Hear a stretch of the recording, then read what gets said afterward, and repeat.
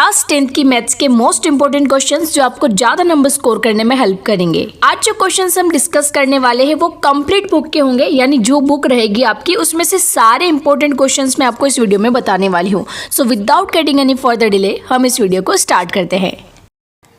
तो ये है मेरे पास क्लास 10th के मैथ्स की बुक जिसमें टोटल है आपके 14 चैप्टर्स। एक बार मैं आपको रिकॉल करवा देती हूँ इसको। तो यहाँ पर अगर आप देखेंगे तो फर्स्ट चैप्टर जो है आपका वास्तविक संख्या यानी रियल नंबर्स, फिर है बहुपद, फिर है दो चर वाले रैखिक समीकरण युग्म, देन आता है द्विघात समीकरण। पांचवा चैप्टर है आपका समांतर श्रेणियां, फिर है त्रिभुज यानी ट्राइंगल, देन है निर्देशांक ज्यामिति, फिर है त्रिकोणमिति का परिचय, फिर आपका आता है यहाँ पर त्रिकोणमिति के कुछ अनुप्रयोग, वृत्त यानी जो सर्कल है, फिर वृत्तों से संबंधित क्षेत्रफल, पृष्ठीय क्षेत्रफल आयतन, फिर सांख्यिकी यानी स्टैटिस्टिक्स, एंड लास्ट आपका जो चैप्टर है प्रोबेबिलिटी यानी प्रायिकता। अब फर्स्ट हम इसमें जानते हैं जो वास्तविक संख्या वाला चैप्टर है इसमें कौन से क्वेश्चन इंपॉर्टेंट है। तो इस पेज पर मैंने आपके सारे क्वेश्चंस रेडी किए हैं। So without getting any further delay हम इसको देख लेते हैं। तो देखो यहाँ पर जो आपका क्वेश्चन फर्स्ट है वो आपका चैप्टर 1 में से है। अभाज्य गुणनखंड विधि द्वारा 96 और 404 का HCF ज्ञात कीजिए और फिर LCM ज्ञात कीजिए। यानी फर्स्ट ऑफ ऑल आपको जो ये दिए हैं दो डिजिट, इनके HCF निकालने हैं और फिर क्या निकालना है LCM। ठीक है, नेक्स्ट आपका जो क्वेश्चन है वो है सिद्ध कीजिए कि √5 एक अपरिमेय संख्या है। यानी आपको ये प्रूव करना है कि जो √5 है वो एक अपरिमेय संख्या है। Got it. नाउ जो नेक्स्ट क्वेश्चन है वो है आपका एक द्विघात बहुपद ज्ञात कीजिए जिसके शून्यांकों का योग तथा गुणनफल क्रमशः -3 और -2 है। यानी ऐसे आपको द्विघात बहुपद दिए हैं जिनके जो शून्यांकों का योग होगा वो -3 होगा एंड जो गुणनफल होगा वो क्या होगा 2। Okay, got it. Question number 4 है द्विघात बहुपद के शून्य ज्ञात कीजिए और शून्य को तथा गुणांकों के बीच के संबंध की सत्यता की जांच कीजिए। जो आपका डिजिट दे रखा है यहाँ पर जो इक्वेशन दे रखी है वो है x² - 2x - 8। देखो जितने भी ये क्वेश्चंस मैं बता रही हूँ वो सब रिपीटेड क्वेश्चन है, इनको बिल्कुल मत छोड़ना इसलिए मत क्योंकि ये एग्जाम में आएंगे एंड इसको जितनी बार हो सके सॉल्व करके जाना, क्योंकि जितनी बार आप इनको सॉल्व करोगे प्रैक्टिस करोगे उतना कम टाइम एग्जाम में कंज्यूम करेगा। मतलब अगर आपने अभी यहाँ पर अच्छे से सॉल्व कर लिया तो आप मतलब बिना सॉल्व करके ही भी आंसर लिख के आ सकते हैं वहाँ पे। मतलब एक बार इतनी बार सॉल्व कर लो कि वो क्वेश्चन ही आपको पूरा आंसर ही उसका याद हो जाए। ठीक है, आगे समझ में क्या बोलना चाह रही हूँ। क्वेश्चन नंबर आपका जो नेक्स्ट है 4, ये आपको मैंने बता दिया है।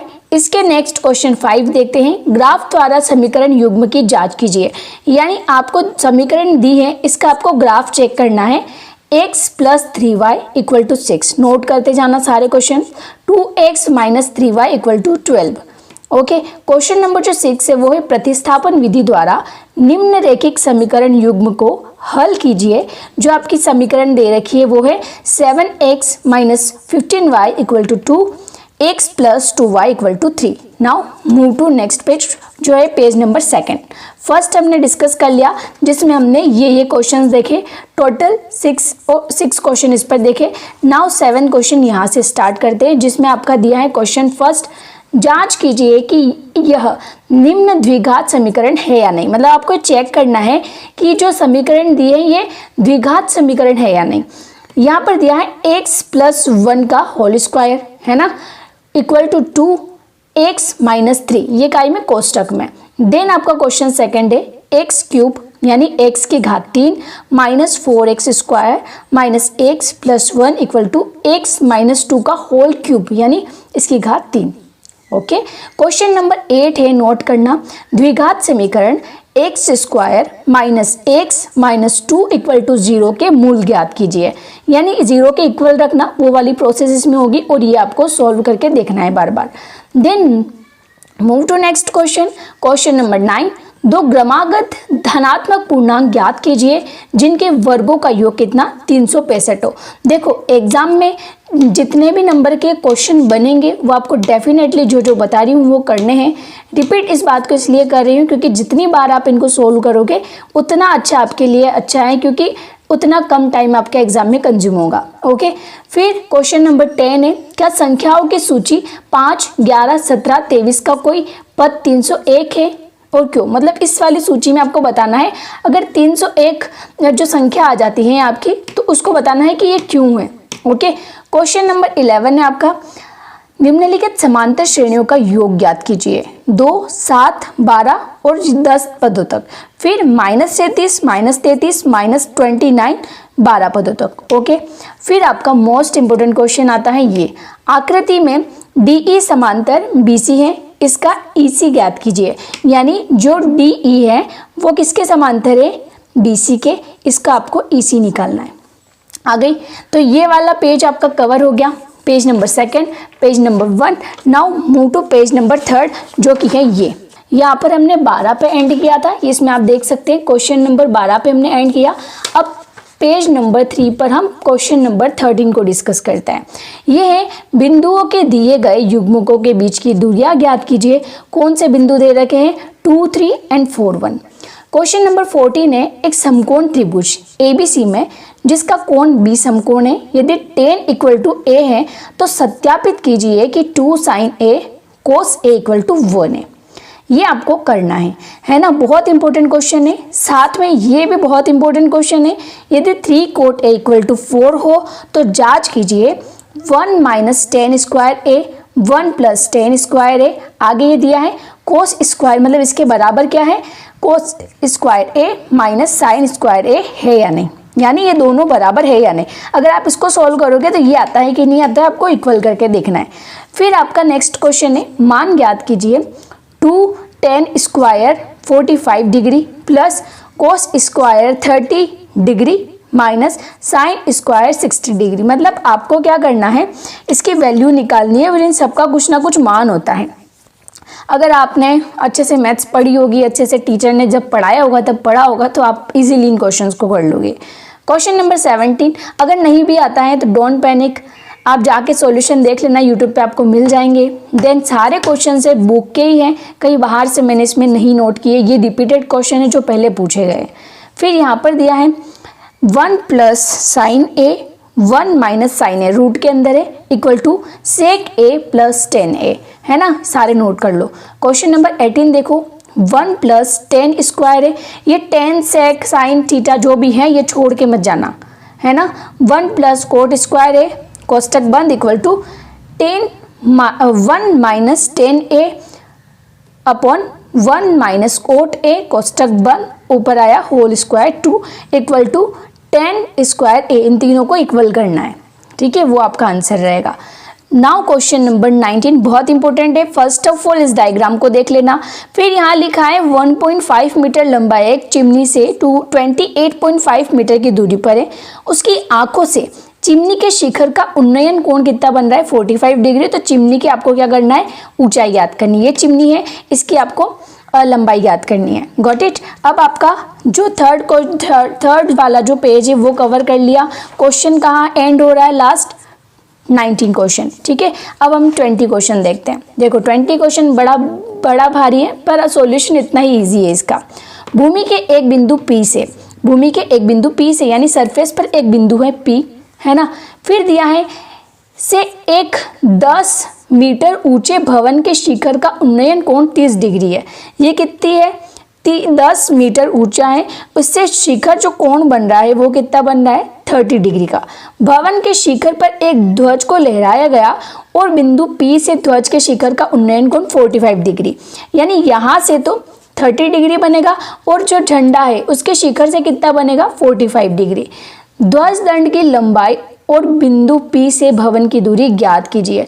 यानी ध्वज दंड की लंबाई निकालनी है आपको और फिर क्या करना है? भवन की दूरी ज्ञात करनी है। ओके, तो यहाँ पर क्वेश्चन नंबर 21 देखो, एक बहुमंजिल भवन के शिखर से देखने पर एक 8 मीटर ऊंचे भवन के शिखर और तल के अवनमन कोण क्रमशः 30 डिग्री और 45 डिग्री। ओके, बहुमंजिल भवन की ऊंचाई और दो भवनों के बीच की दूरी ज्ञात कीजिए, है ना। तो यहाँ पर आपका 21 क्वेश्चन लास्ट पेज नंबर 4 पे हुआ। Now move to page number 5 और पेज नंबर 4 को हम इधर साइड में रखते हैं, है ना।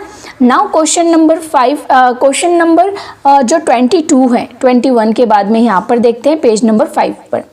एक मीनार के पाद बिंदु से एक भवन के शिखर का उन्नयन कोण 30 डिग्री है और भवन के पाद बिंदु से मीनार के शिखर का उन्नयन कोण 60 डिग्री है।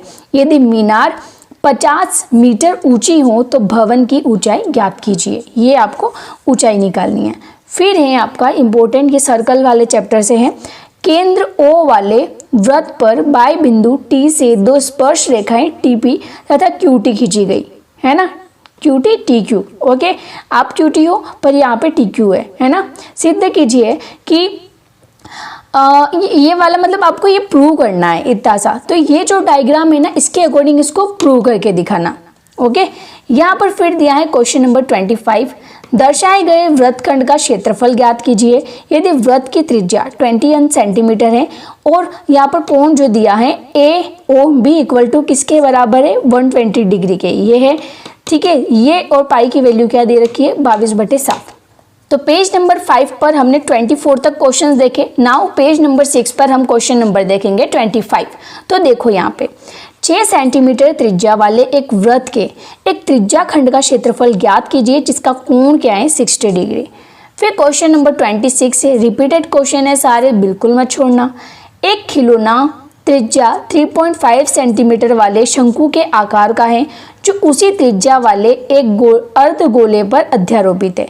इस खिलौने की संपूर्ण ऊंचाई 15.5 सेंटीमीटर है। इस खिलौने का संपूर्ण पृष्ठीय क्षेत्रफल आपको निकालना है। तो पृष्ठीय क्षेत्रफल का जो फार्मूला लगता है वृत्त के पृष्ठीय क्षेत्रफल का, वो फार्मूला लगा के आपको इसको निकालना है। फिर यहाँ पर दिया है दो घनों जिसमें से प्रत्येक का आयतन 64 सेंटीमीटर है के संलग्न फलकों को मिलाकर एक ठोस बनाया जाता है। इससे प्राप्त घनाभ का पृष्ठीय क्षेत्रफल ज्ञात कीजिए। इसमें भी आपको घनाभ का पृष्ठीय क्षेत्रफल ज्ञात करना है। फिर क्वेश्चन नंबर 28, ये 28 क्वेश्चन नंबर प्रायिकता वाले चैप्टर्स में से है। प्रोबेबिलिटी जो लास्ट है, मोस्ट इंपॉर्टेंट चैप्टर है ये, इसमें से करके ही जाना। यहाँ पर दिया है निम्नलिखित सारणी किसी अस्पताल में एक विशेष वर्ष में भर्ती हुए रोगियों की आयु को दर्शाती है। ईयर यहाँ पे दे रखा है ना, कौन सा ईयर है और उन रोगियों की संख्या कितनी है। 5 से 15 6, 15 से 25 11, 25 से 35 21, 35 से 45 23, 45 से 55 14 और 55 से 65 5। उपरोक्त आंकड़ों के बहुलक और माध्य ज्ञात कीजिए। बहुलक और माध्य कैसे ज्ञात करते हैं आपको आना चाहिए। मोस्ट इंपोर्टेंट, दो केंद्रीय प्रवृत्ति की मापों की तुलना कीजिए और उनकी व्याख्या कीजिए। ठीक है, तो हमने पेज नंबर 6 पर यहाँ पर 28 तक क्वेश्चंस देखे। नाउ जो लास्ट पेज है हमारा 29 जिस पे देखेंगे हम क्वेश्चन, ये हमारा पेज नंबर 7। देखो यहाँ पर 29 क्वेश्चन दिया है, लास्ट हमने जो है 28 तक कवर किया था। ये देखो, एक अच्छी प्रकार से फेंटी गई 52 पत्तों की गड्डी, बिल्कुल भी इसको इग्नोर मत करना वरना जो एग्जामिनर होता है कॉपी चेक करने वाला, वो आपका रिजल्ट इग्नोर कर देगा और फेल कर देगा, है ना। यहाँ पर देखो, अच्छे प्रकार से फेंटी गई 52 पत्तों की गड्डी में से एक पत्ता निकाला जाता है। इसकी प्रायिकता परिकलित कीजिए कि यह पत्ता इक्का होगा, इक्का नहीं होगा। ओके, अब क्वेश्चन नंबर 30 है, एक थैले में 3 लाल और 5 काली गेंदें, यानी जो एक बैग है उसमें 3 तो लाल है और 5 क्या है, काली गेंदें। इस थैले में से एक गेंद यादृच्छिक निकाली जाती है, तो इसकी प्रायिकता क्या है, गेंद लाल हो या लाल नहीं हो, ये सब आपको करके जाने हैं। तो ये बेसिकली मैंने आपको सारे ही पेजेस बता दिए हैं। ये देखो आप, पेज नंबर 1, ये 2, ठीक है, देन पेज नंबर 3, ये आपका पेज नंबर 4 5, ये 6 एंड ये 7। Got it. तो इसी के साथ आपकी जो मैथ्स है इसके कंप्लीट चैप्टर्स हमने कवर कर लिए। अब आप कमेंट में ये बताएंगे कि 3 का क्यूब कितना होता है, क्यूब यानी घन, 3 का घन कितना होता है, ये कमेंट आप मेरे को करके बताओगे। जिसका आंसर राइट होगा मैं उसको पिन करूँगी, ठीक है, उसकी कमेंट को पिन करूँगी। तो अगर आपको नोट्स भी चाहिए तो सारे सब्जेक्ट के नोट्स आपको इस टेलीग्राम यूजर नेम roxin4311 पर प्रोवाइड करवा दूंगी मैं, तो जाकर कांटेक्ट कर लेना है, नोट्स परचेस कर लेना। क्लास 10 के सारे सब्जेक्ट्स के अवेलेबल है, साथ में 6 to 12 NCERT history, geography, political science, economics, all chapters आपको मिल जाएंगे, ऑल सब्जेक्ट्स भी मिल जाएंगे, है ना। उसमें कुछ सब्जेक्ट छोड़ रखे हैं बट बाकी ऑलमोस्ट आपको मिल जाएंगे। सो कैसी लगी वीडियो कमेंट में फीडबैक दे देना, एंड बाकी आपकी क्या रिक्वायरमेंट है वो भी मुझे बता देना। सो धन्यवाद, मिलते हैं स्टडीफाई में नई वीडियो के साथ। जय हिंद।